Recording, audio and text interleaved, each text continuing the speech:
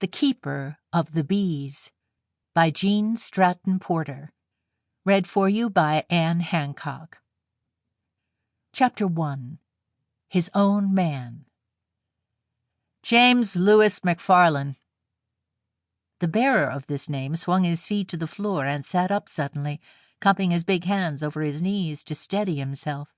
For the past hour, between periods of half-conscious drowsiness, he had been hearing the verdict that men in authority were pronouncing upon men over whose destinies they held control, but it had not appealed to him that his own case might come under consideration.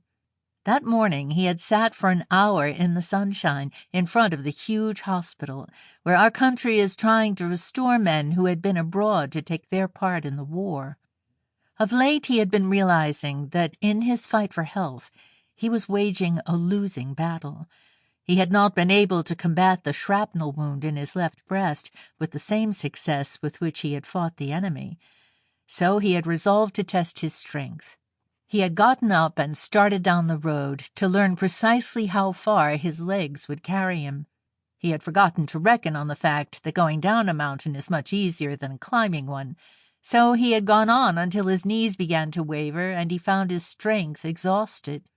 He had rested a while and then turned back, but the upward trip had been slow business, painful work that set a cold perspiration running and a gnawing fire burning in his left breast, while the bandages over his shoulders and around his body had become things of torment.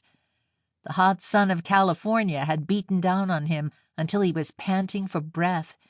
He was forced repeatedly to stop and to seek a resting place on any projecting stone or dry embankment of the mountainside.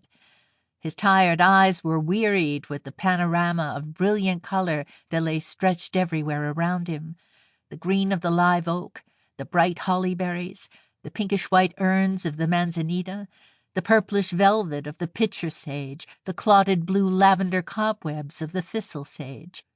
The only things he did see were the frequent heads of Indian warrior, and he saw them because they were like wounds on the earth, as red as real blood, as red as the blood that had soaked many a battlefield, dripped in many a hospital, that he saw every day on the dressings that were removed from his side.